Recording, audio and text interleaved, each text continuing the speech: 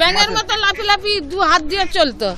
ওই বাবাকে মানসিক করতে 2 দিন পেরিয়ে 3 দিনের দিনে আমার ছানা আলগুছি।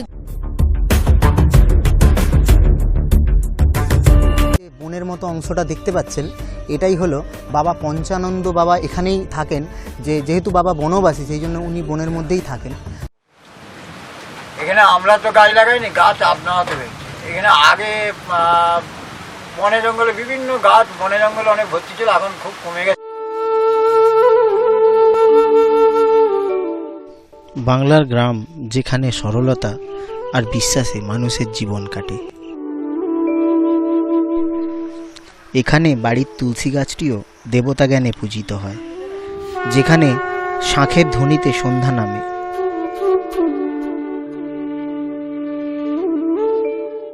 প্রতি শনি আর মঙ্গলবার কেশপুর থানার কলাগ্রাম নামক গ্রামটি অন্যভাবে জেগে ওঠে।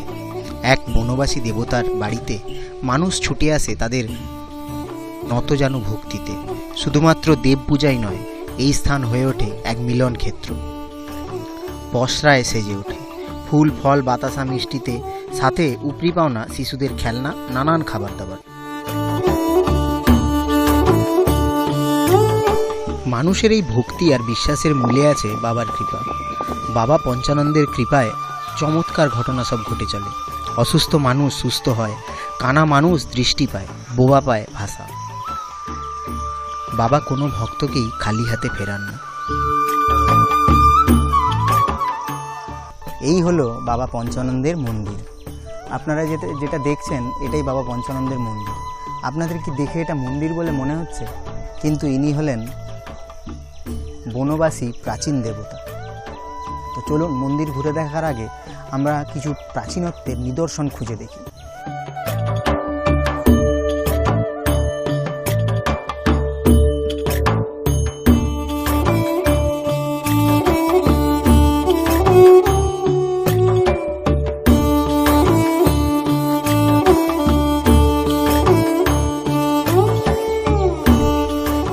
এই হলো বুলঞ্চলতা, কিন্তু এই লতার রূপ এখন আর নেই।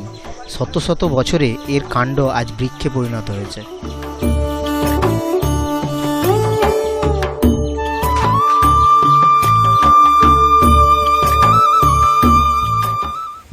পঞ্চানন্দ ঠাকুর বলুন, পঞ্চানন্দ শিব বলুন, বাবা পঞ্চানন্দ বলুন, এই দেবতা কিন্তু হলেন বাংলার প্রাচীন দেবতা। বিভিন্ন প্রকার চর্মরোগ, তাছাড়া ধনুষ্টঙ্কার, এইসব রোগ থেকে বাঁচার জন্য মানুষ এই দেবতার পুজো করে আসছেন যুগ যুগ ধরেই। দুরকম অপদেবতা, জরাসুর এবং ধনুষ্টঙ্কার, বলা হয় বাবার সর্বক্ষণের সঙ্গী। এছাড়াও বাবার সঙ্গী হিসাবে হাতি, ঘোড়া, বাঘ, সিংহ এদেরকেও দেখা যায়। সেই জন্য যেখানে পঞ্চানন্দ মন্দির আছে বা পঞ্চানন্দ ঠাকুরের পুজো হয়, তার পাশাপাশি ঠাকুরের বেদির সাথে মাটির পোড়ামাটির বাঘ, হাতি, ঘোড়া এসব কিন্তু দেখতে পাওয়া যায়। আর এই হাতি, ঘোড়া, পোড়ামাটির এইসব জিনিস দেখেই বোঝা যায় যে এখানে হয় পঞ্চানন্দ বাবার মন্দির, কিংবা প্রাচীন যে আরেক গ্রাম্য দেবী আছেন, বরাম বলা হয়, বড় মা, ওনার মন্দির। এইটুকু এক দৃষ্টিতে দেখলে বোঝা যাবে।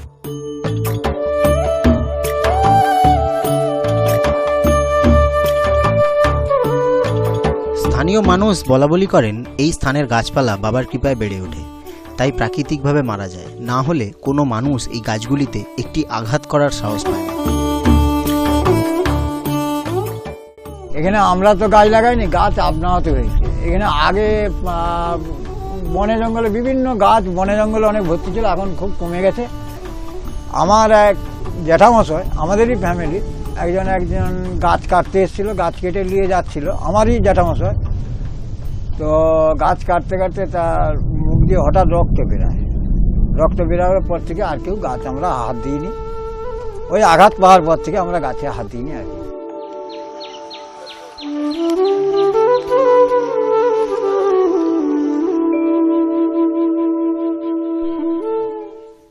সন্ধ্যের পর এই স্থান হয়ে ওঠে বাবা পঞ্চানন্দের চারণভূমি। আজও কোনো মানুষ সাহস করে এই স্থানে আসতে পারে না।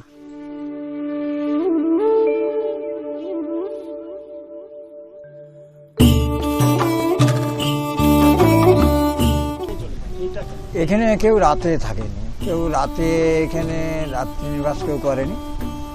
আর সূর্য ডুবার পর আমরা চলে যাই এখান থেকে, আবার সূর্য ওঠার পর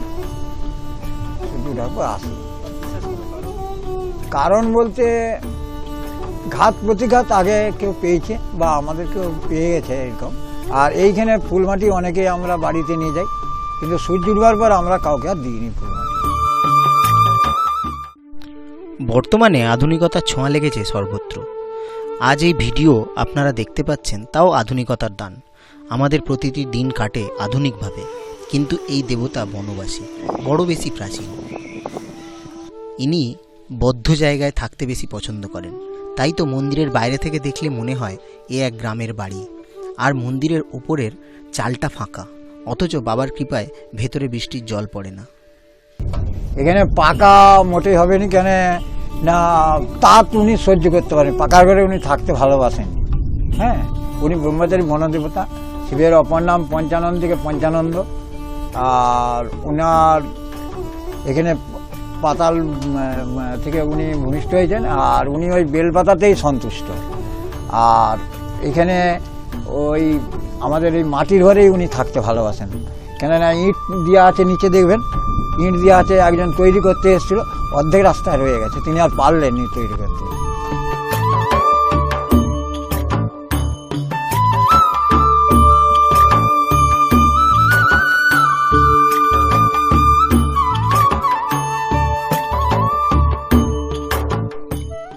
এই রূপে বাবা এখানে সেবা লাভ করেন। এখানে নিত্য পূজা হলেও শনি আর মঙ্গলবার ভিড় হয় হাজার হাজার মানুষের। তাদের একটাই ইচ্ছে, বাবার চরণে মাথা নত করে মনের ইচ্ছেটি জানিয়ে আসা।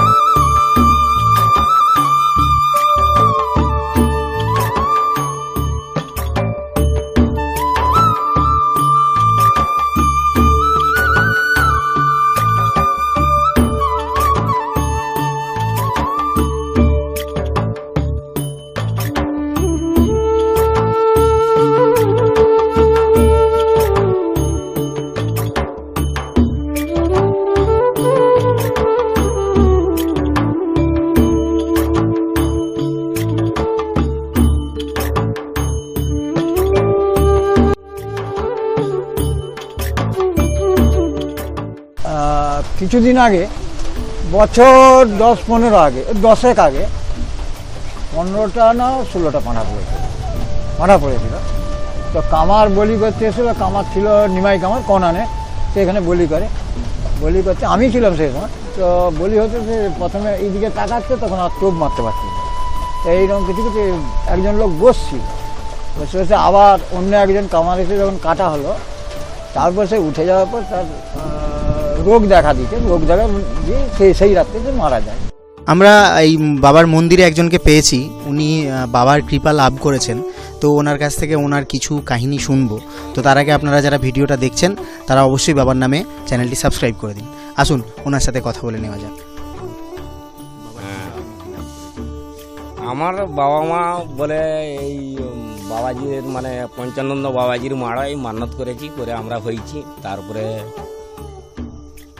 পাঁঠা মানসিক ছিল, জোড়া ঢাক জোড়া পাঁঠা মানসিক শোধ করে গেল, সেই থেকেই বাবাকে আমরা চিনি।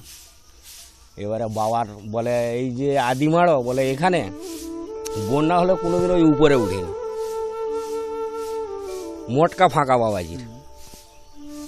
সে মোটামুটি এই অবস্থায় আছে। বাবাজিকে না ধ্যান করলে, না তাকে আরাধনা করলে কেউ পাবে না।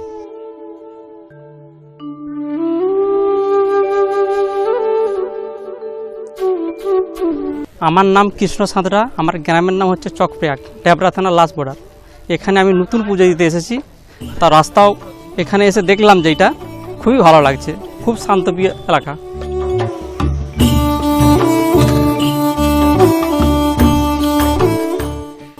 বাবা পঞ্চানন্দের চরণে ক্ষমা চেয়ে নিই আমরা। বাবা আমাদের কোনো ভুল থাকলে ক্ষমা করবেন। সমগ্র পশ্চিম মেদিনীপুর বিশ্বাস করেন বাবা ভীষণ জাগ্রত। ভিডিও কেমন লাগলো অবশ্যই জানাবেন। সঙ্গে থাকুন আর দেখতে থাকুন। এই রকম ভিডিও দেখার জন্য আমাদের চ্যানেলটি সাবস্ক্রাইব করে রাখুন। ধন্যবাদ। আপনারা যদি কোনো মানসিক বা কোনো চিন্তায় ভুগছেন, অবশ্যই আপনারা বাবার দরবারে একবার আসুন, বাবাকে একবার দর্শন করে যান, বাবাকে একবার প্রণাম করে যান। অবশ্যই আপনাদের সেই কষ্ট থেকে আপনারা মুক্তি পাবেন। আপনাদের সঙ্গে আবার দেখা হবে অন্য কোনো ভিডিওতে। ভালো থাকুন, নমস্কার।